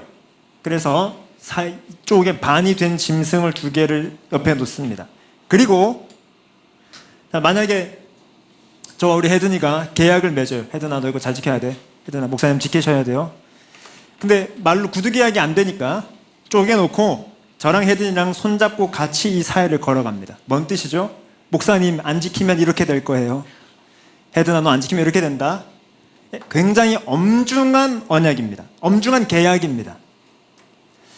자, 그러면 반드시 지켜야 해요. 아까 우리가 살폈듯 불신이 그러니까 서로 못 믿어오니까 이 정도의 엄중한 약속을 하면서 계약을 하는 것입니다.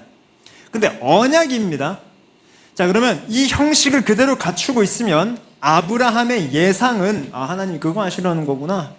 그럼 나 하나님이랑 같이 걸어가야 되겠네 인데 17절에서 무엇이 그 사이를 갑니까? 연기 나는 화로와 타는 횃불이 지납니다. 자, 이건 지금 창세기니까 요게 출애굽기로 가면 뭐가 되냐면 구름 기둥과 불 기둥이 됩니다.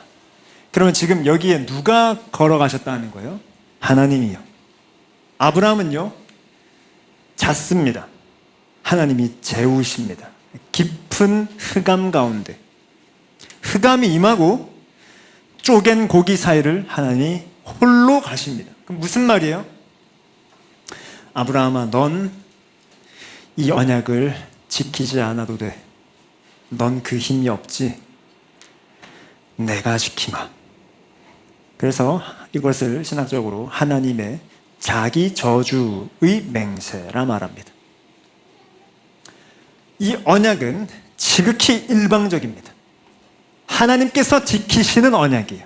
아브라함이 그 이후에 이어지는 이삭과 야곱과 즉 이스라엘이 지키나요? 아니요. 그래서 구약의 역사를 통칭해서 말하자면 이 관점에서 이스라엘이 언약을 어기는 역사입니다. 구약은. 그러면 한편 어떤 역사예요? 하나님이 언약을 지키시는 역사입니다. 구약만 그런가요? 신약은요? 우리는요? 우리가 언약을 못 지키고 있는 역사가 그의 역사입니다. 그러나 하나님께서 신실하게 그걸 지키시는 역사가 교회의 역사입니다. 그 역사의 끝에 그리스도께서 오시는 것입니다. 그러면 그리스도께서 오심은 우리가 교회가 잘했기 때문에 흡족하셔서 오시는 게 그리스도의 재림인가요? 아니요. 우리는 그리스도께서 다시 오시는 날까지 교회는 내내 언약을 어기고 계명을 어기는 불순종을 보여줄 겁니다. 그러나 여호와 하나님의 열심히 일을 이루신다라는 것이 재림입니다. 자, 그러면 여기서 우리가 조금 지금 살피고 있는 우리가 헌신에 대해서 살피면서 지금 이걸 살피고 있습니다. 언약을 살피고 있어요. 언약에 하나님이 자기 저주의 맹세를 하셨다라는 것은 하나님이 헌신하셨다는 것입니다. 즉 자신의 몸을 내어주셨다라는 것입니다. 그럼 하나님이 이걸 지키셨기 때문에 하나님이 안 쪼개지시나요? 아니요. 이걸 언약을 지금 하나님과 아브라함이 맺었습니다. 하나님이 어기셨나요? 아니요. 근데 누가 어겼나요? 아브라함이요. 누가 어겼나요? 우리가요. 그러면 누군가는 쪼개져야 합니다. 누가요? 어긴 자가요.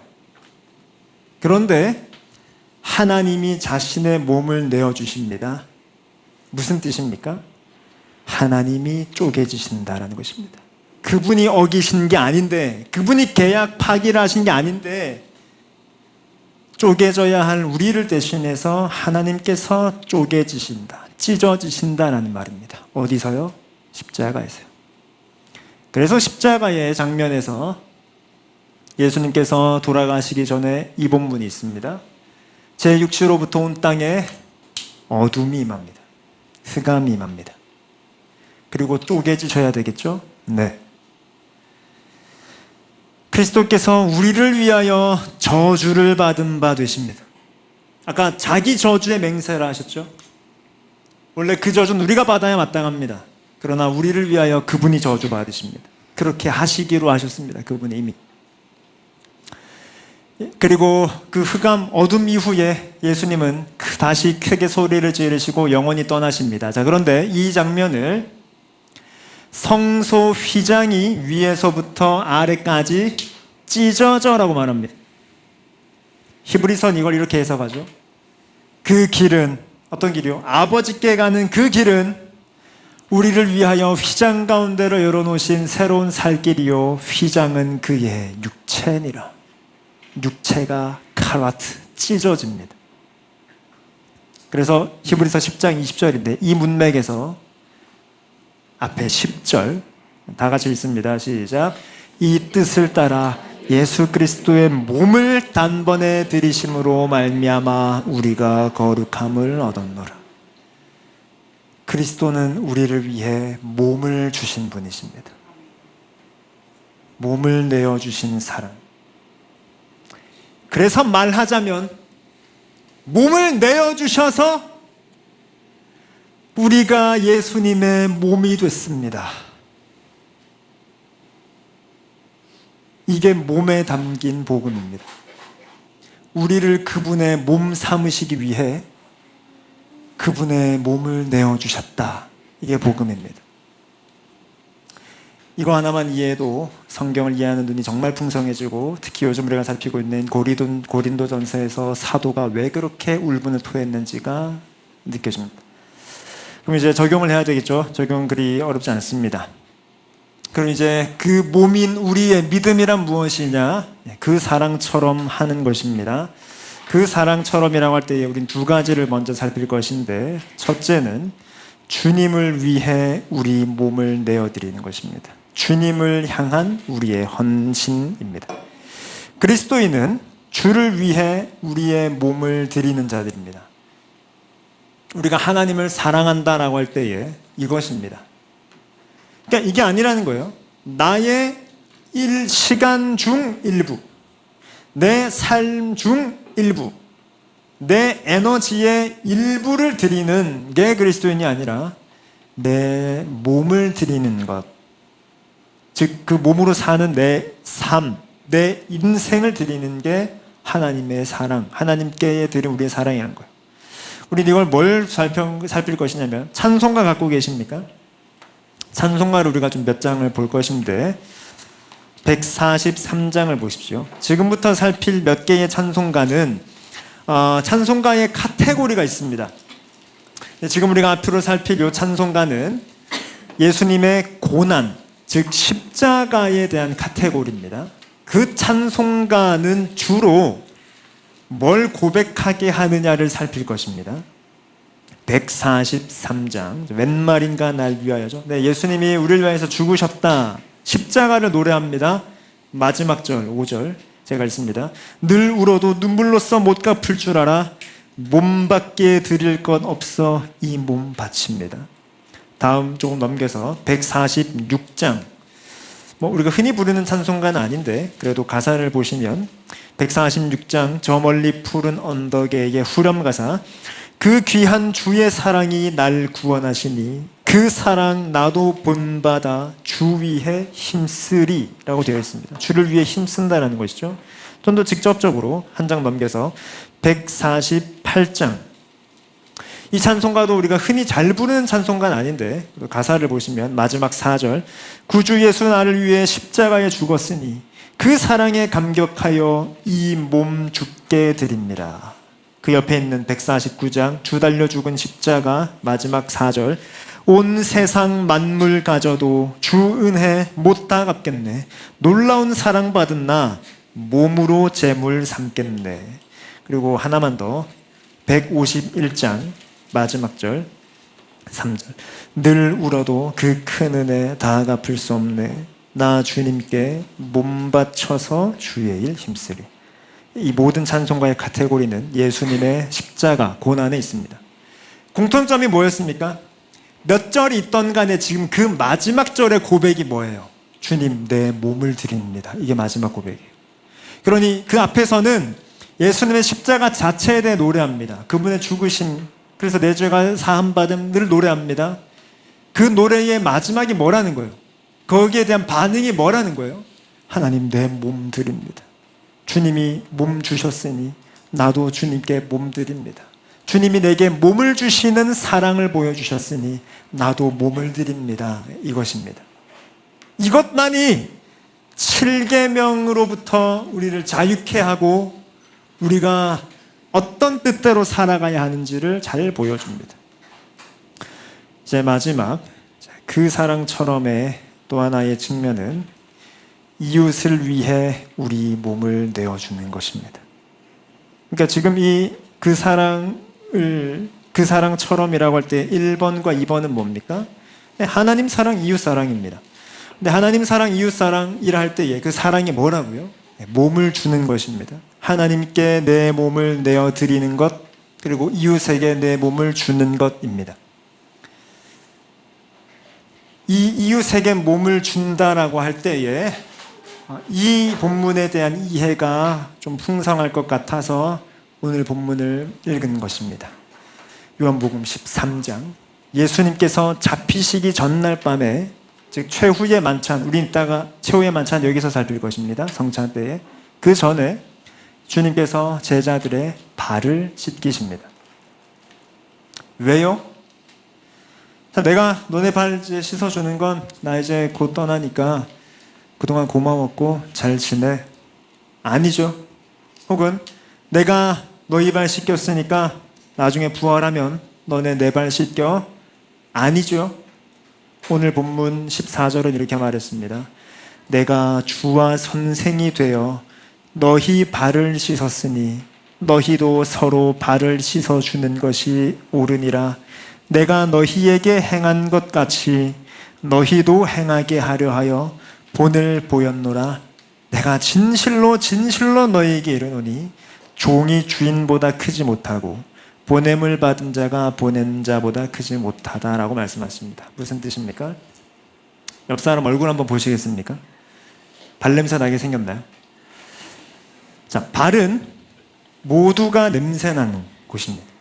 특히 이 당시 사회는 더 그렇죠. 샌들을 신고 다니는 비포장도로를 다니는 사회니까 발은 더럽습니다. 발 씻기라는 것은 서로의 더러움을 우리가 알고 있다는 것입니다. 눈으로 직접 보고 있습니다. 그 더러움을. 근데 자세를 낮추어서 그걸 씻어주는 사랑을 누가 하셨다고요? 먼저 예수님이 하셨습니다. 이러고 십자가에 돌아가시죠. 즉 그분이 몸을 내어주신 것을 지금 이렇게 상징적으로 보여주고 계십니다. 우리도 이처럼 이웃을 사랑해야 합니다. 근데 방금 읽었던 것에 그 말미에 종이 주인보다 크지 못하고 보냄을 받은 자가 보낸 자보다 크지 못하다라고 말합니다. 이게 무슨 뜻인고 하니 여러 가지 이야기를 할 수 있겠지만 지금 문맥에서 내가 이웃의 종이란 뜻입니다. 예수님이 우리의 종이시죠. 그분은 종으로 오셨습니다. 그렇게 종으로 우리를 사랑하셨죠. 그러니 너희도 이웃의 종이 되어라 라는 것입니다. 몸을 내어주는, 그게 종이잖아요. 내 몸이 아니라 주인의 몸입니다. 난 이 주인에게 내 몸을 드렸습니다. 그 사랑이라는 것이죠. 우리는 결혼식을 앞두고 있다 하였습니다. 제가 종종 어디 가서 소개하거나 농담처럼 제 소개를 할 때 저는 그리스도의 종이자 이향진의 종으로 살고 있는 김영국 목사입니다라고 표현한다 하였습니다. 네, 저는 그렇게 종이 되어 살고 있습니다. 제가 억압당한다는 뜻입니까? 일부 그럴 수 있겠습니다만 절대 아니고 제가 몸을 주어 섬긴다는 뜻이죠. 그러면 제 아내는 저를 통치하고 군림하는 황제인가요? 아니, 서로 종입니다. 이제 결혼하는 두 분이 있습니다. 서로에게 종이 되어야 합니다. 그러니까 한쪽은 종이고 한쪽은 주인이게 되면 거긴 이상한 왕국이 됩니다. 서로 종이 되어 섬겨야 하겠지요. 무엇처럼? 그리스도께서 우리에게 몸을 주신 것처럼 섬겨야 합니다. 여기 계신 모두가 마찬가지입니다. 부부관계에 있어서뿐 아니라 우리가 이웃을 대하는 궁극의 방향이란 이것입니다. 네, 사실 어렵습니다. 그러나 가야 하는 길입니다. 그러니 말씀을 맺습니다. 사랑하는 더순교회 성도 여러분, 그리고 주 안에서 하나 된 형제자매 여러분, 새삼 이 구절이 다르게 다가옵니다. 너희는 이웃을 네 몸과 같이 사랑하라. 왜요? 그리스도께서 이웃인 우리에게 자신의 몸을 내어주는 사랑을 하셨기 때문입니다. 자신의 몸과 같이 우리를 사랑하셨죠. 이제 이 표현이 좀 다르게 들립니다.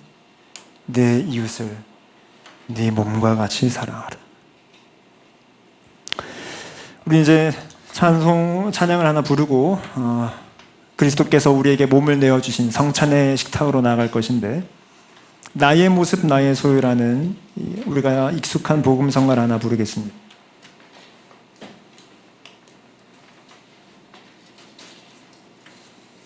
이 찬양을 부르고 제가 멘트를 길게 하지 않을 겁니다. 묵상하는 기도, 또 이 고백하는 기도를 바로 할 것인데, 자, 오늘 우리 이제 이 찬양을 두 가지 관점에서 부를 겁니다. 가사를 1절만 보시면, 나의 모습 나의 소유 주님 앞에 모두 드립니다. 모든 아픔 모든 기쁨 내 모든 눈물 받아주소서. 후렴, 나의 생명을 드리니 주 영광 위하여 사용하옵소서. 내가 사는 날 동안에 주를 찬양하며 기쁨의 죄물 대리 나를 받아주소서. 자, 이걸 두 가지 관점으로 보겠습니다. 이걸 예수님이 부르셨다고 생각해 보십시오. 예수님이 아버지를 향해 나의 생명을 드리니 주 영광 위하여 사용하옵소서. 내가 사는 날 동안에 아버지를 찬양하며 기쁨의 제물이 되니 아버지 날 받아주옵소서. 그리고 십자가로 향하셨습니다. 절묘하게 맞아 떨어지죠. 그 고백이 우리가 이제 할 수 있게 됐습니다. 그러면 이 고백은 하나님께만 날 드린다라는 고백입니까? 주님께 하나님 내 삶을 드립니다라는 고백은 하나님 내가 이웃을 위하여서도 그렇게 살겠습니다라는 고백과 똑같습니다. 그러니까 하나님을 위하여서만 헌신은 그동안 우리가 잘 해왔는지 모릅니다. 한국교회가 그렇게 해왔는지 모릅니다. 그래서 수많은 선교사를 배출해냈는지 모릅니다. 그러나 왜 지금 우리가 살아가는 2026년의 대한민국이 대혐오의 시대가 됐습니까? 그렇게 많은 그리스도인이, 그렇게 많은 교인이, 기독교인이 한국 사회에 있다고 했는데 왜 하나님을 위하여서 헌신하는 이들이 그렇게나 많은 이 한국 사회가 대혐오의 시대가 됐습니까? 하나님을 위한 헌신이 이웃을 위한 헌신이라는 생각을 못했기 때문입니다. 우리 이 찬양을 부르며 우리의 삶을 주와 이웃을 위해 드리며 고백하고 기도해 보겠습니다. 나의 모습 나의 소유 나의 모습 나의 소유 주님 앞에 모두 드립니다. 모든 아픔 모든 기쁨 내 모든 눈물 받아주소서. 한 번 더. 나의 모습 나의 소유 나의 모습 나의 소유 주님 앞에 모두 드립니다. 모든 아픔 모든 기쁨 내 모든 눈물 받아주소서. 2절도 합시다. 어제 일과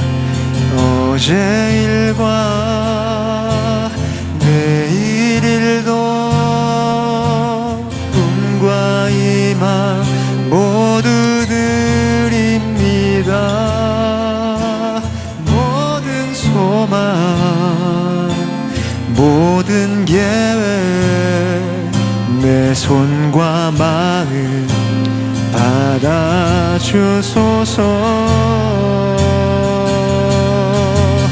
나의 생명을 드리니 주 영광 위하여 사용하옵소서. 내가 사는 날 동안에 주를 찬양하며 기쁨의 제물 되리. 나를 받아주소서. 우리 가진 이 모든 것들을 다 주께서 우리에게 주시었네. 몸 밖에 드릴 것이 없으니 내 삶을 받아 주소서.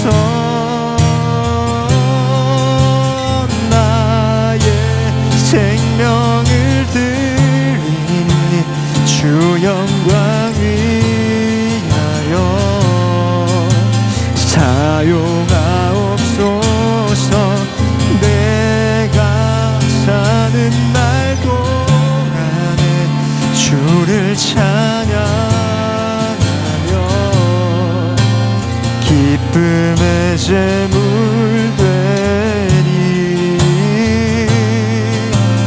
나를 받아주소서. 주시는 마음 붙들고 한번 같이 기도하겠습니다. 기도합니다.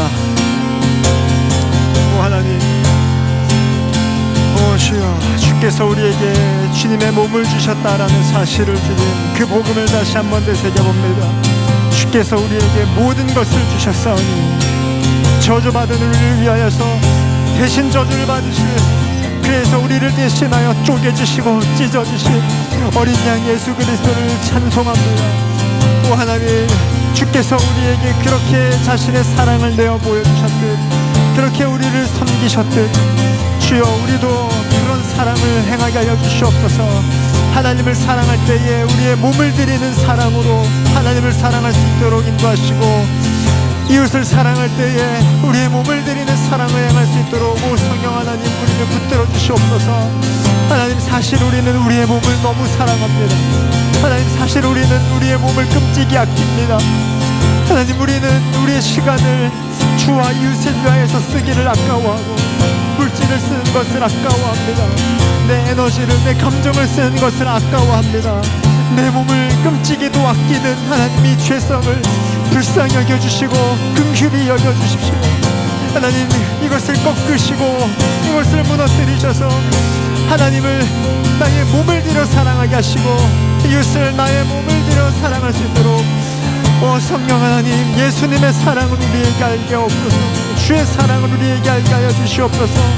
우리를 도구로 보시지 않으시는 그 아버지의 긍휼을 노래하며 우리도 이웃을 도구로 보지 않게 그 사랑과 긍휼을 우리 가운데 베풀어 주시옵소서. 우리 가운데 실현시켜 주시옵소서. 주께서 주와 선생이 되어 우리의 발을 씻어 주셨듯 우리도 누군가를 그렇게 발 씻길 줄 아는 사람 될 수 있도록 도와주시옵소서. 세 계명을 주노니 서로 사랑하시는 말씀에 응하게 하여 주시고 주께서 보낸 자를 영접하는 그 예수 그리스도의 마음을 우리에게 주십시오. 주께서 보낸 작은 자라도 영접할 수 있는 하나님 그 예수 그리스도의 마음을 우리에게 주시옵소서. 그 작은 자 한 사람을 영접한 것이, 그 작은 자 하나에게 한 것이 그리스도께 행한 것이라 말씀하신 우리의 스승 되신 예수님, 우리가 그리스도께 행하는 그렇게 그 작은 자에게 그 사랑을 행할 수 있도록 주여 우리에게 영접의 마음을 주시옵소서. 우리에게 환대의 마음을 주시옵소서.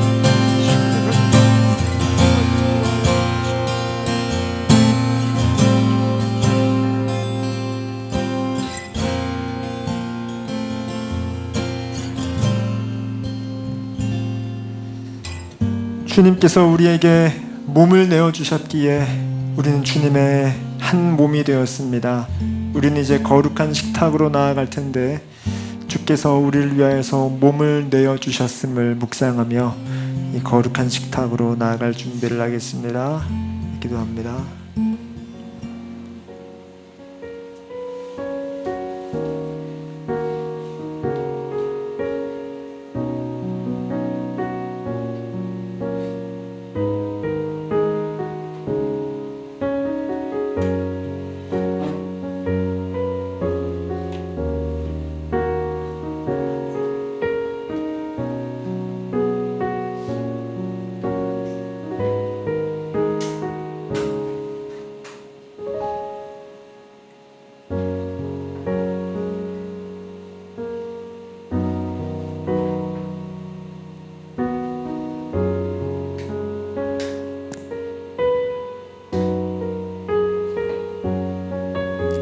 성찬 예식은 주님께서 친히 제정하신 것입니다.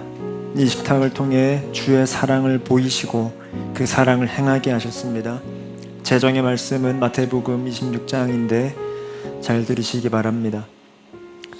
그들이 먹을 때에 예수께서 떡을 가지사 축복하시고 떼어 제자들에게 주시며 이르시되 받아서 먹으라, 이것은 내 몸이니라 하시고, 또 잔을 가지사 감사하기도 하시고 그들에게 주시며 이르시되 너희가 다 이것을 마시라, 이것은 죄사함을 얻게 하려고 많은 사람을 위하여 흘리는 바 나의 피 곧 언약의 피니라. 감사하기도 하겠습니다. 하나님 아버지, 우리를 위하여 몸을 내어주신 헌신의 은혜와 사랑을 찬양합니다. 우리를 그저 멸해버리시고 쓸어버리셔도 되는데 우리를 사랑하셔서 언약의 관계로 맺으시고 변함없이 사랑해 주시니 감사합니다. 그리스도께서 몸을 내어주신 사랑을 다시금 되새길 수 있도록 이 거룩한 식탁을 마련해 주셔서 감사합니다. 그리스도께서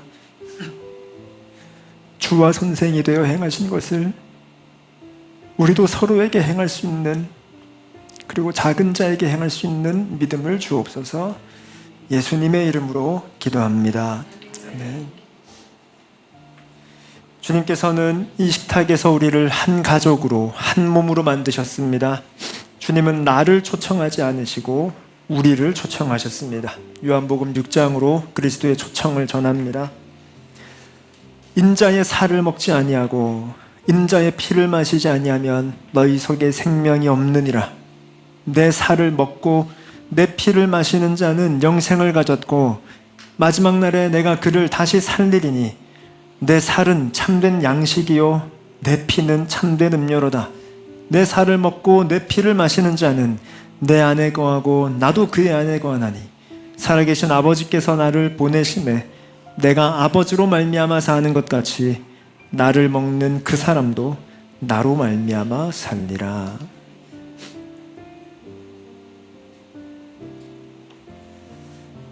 그리스도께서는 십자가에 달리시기 전날 밤 이 빵을 찢으시며 이것은 너희를 위하는 내 몸이니 받아서 먹으라고 하셨습니다. 주님은 우리에게 몸을 주신 분이십니다. 이어서 주님께서는 이 잔을 언약의 피라고 하셨습니다. 조건 없이 우리를 사랑하겠다라는 그리스도의 맹세이시며, 그래서 주님께서는 남김없이 자기 자신을 우리에게 주셨습니다. 이 잔을 마시며 그분이 언약 안에서 우리를 사랑하신다는 사실을 기억하시기 바랍니다. 방문자를 위해 안내합니다. 잠시 후 멘트를 하면 이 식탁으로 다 같이 직접 나오시고 이 빵에서 자신이 먹을 빵을 떼어 가시기 바랍니다. 그리고 조금 떼어 가지 마시고 한 입에 충분히 먹을 양만큼 떼어 가시고 잔은 하나 들고 자리로 돌아가시고 아직 드시지 마십시오. 안내에 따라 다 함께 한 공동체가 동시에 먹겠습니다. 이제 모두 일어나셔서 그리스도의 식탁으로 나아오시기 바랍니다.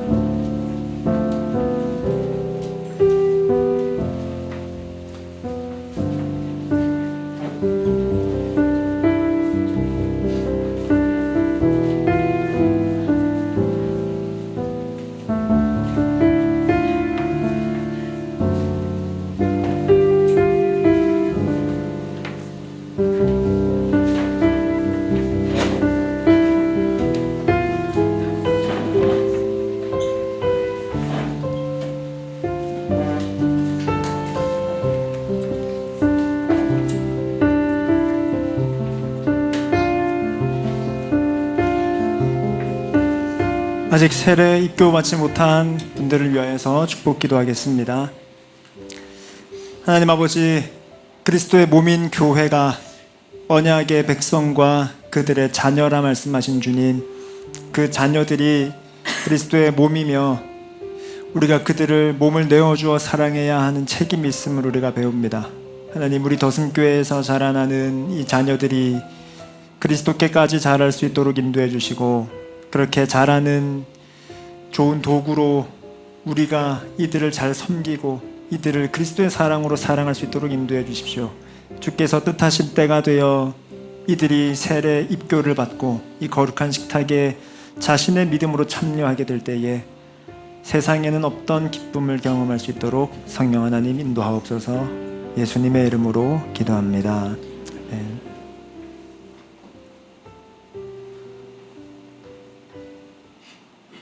오늘은 빵을 포도주 잔에 적셔 마시겠습니다. 주님께서는 자신의 몸을 언약으로 우리에게 주셨습니다.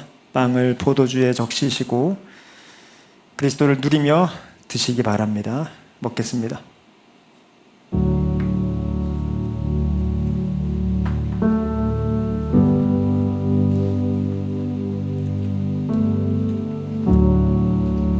그리고 잔에 남아있는 포도주를 그리스도의 언약을 기억하며 다 드시기 바랍니다. 먹겠습니다.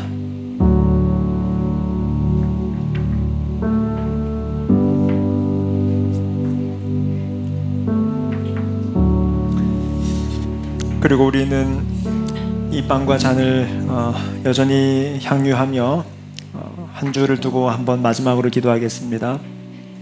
우리가 경험하는 세상은 계약과 소비가 가득한 세상입니다. 이유 없이 몸을 내어주는 것을 의심하는, 그것이 이치에 맞지 않는 사회입니다. 그게 합리이죠. 그러나 그리스도의 세상은, 그리스도의 나라는 그와 같지 않습니다. 우리 이 두 나라를 경험하며 사는 중인데, 그 세상에서도 그리스도의 사랑으로 살아갈 힘을 달라고 기도하겠습니다. 내 힘으로는 안 됩니다. 내 힘으로는 그 사랑이 배어 나오지를 않습니다. 받은 사랑을 기억할 때에만 가능합니다.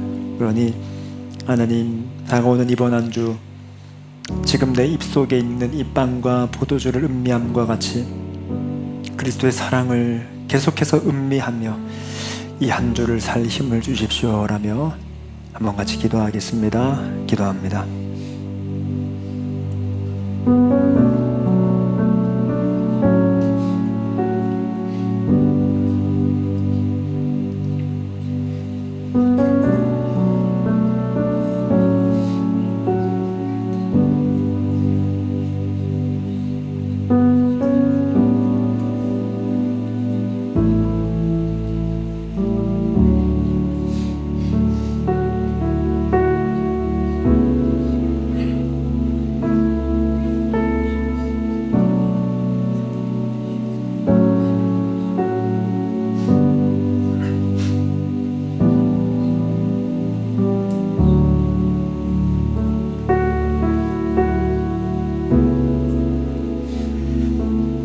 하나님 아버지, 우리는 간음하지 말라는 율법의 계명을 어긴 죄인입니다. 하나님의 형상인 이웃을 나의 쾌락과 이익의 도구로 사용하는 죄인입니다. 내게 유익이 되면 아끼고, 내게 즐거움이 되면 좋아하고, 내게 손해가 되면 멀리하고, 내게 불편함을 주면 증오하였습니다. 이토록 한심하고 더러운 우리를 위해 거룩한 몸을 내어주신 사랑을 찬송합니다. 그리스도께서 본을 보여주셨으니 우리가 본을 따라 행할 수 있도록 도와주십시오. 이웃을 내 몸과 같이 사랑하게 하여 주시고, 이웃의 몸을 도구로 사용하는 자가 아닌 이웃을 위해 내 몸을 내어주는 사랑을 행하도록 인도해 주십시오. 다가오는 토요일 박주연 자매와 최익도 형제의 결혼식을 앞두고 있습니다. 이 형제 자매들이 이제 언약식을 맺습니다. 그리스도께서 교회를 사랑하셨듯 이들이 서로 사랑하게 하여 주시고, 그 결혼관계 속에서 그리스도를 더욱더 깊이 알아갈 수 있는 인생이 될 수 있도록 인도해 주십시오. 서로가 서로를 섬기게 하여 주시고 서로가 종이 되어 용납하고 내어주는 사랑을 행하게 하여 주시고 그 사랑이 세상에는 없는 기쁨을 주는 즐거움을 주는 존귀한 사랑임을 깊이 배우도록 저들을 인도하여 주옵소서. 헌금을 두고 기도합니다. 주신 물질 중 일부를 헌금 연보하였습니다. 돈 때문에 사람을 도구로 여기는 모든 죄성으로부터 우리를 구원해 주십시오. 이 돈을 그저 도구라고 고백하게 하여 주시고 이 돈이라는 도구를 통해 이웃을 사랑할 수 있는 용기와 지혜를 주옵소서. 우리를 자신의 몸 삼으시려고 자신의 몸을 내어주신 교회의 머리요 우리의 신랑 되신 주 예수님의 이름으로 기도합니다. 아멘. 하나님께서 여러분들을 세상으로 보내십니다. 보내실 때에 몸을 주어 복을 주어 보내시니 여러분들은 세상에 나아가 복의 통로가 되시길 바랍니다. 데살로니가 후서 말씀으로 하나님의 복을 선포합니다. 평강의 하나님이 친히 너희를 온전히 거룩하게 하시고 또 너희의 온 영과 혼과 몸이 우리 주 예수 그리스도께서 강림하실 때까지 흠없게 보존되기를 원하노라. 아멘. 우리 예배를 받으신 삼위 하나님께 박수로 영광 올려드리겠습니다.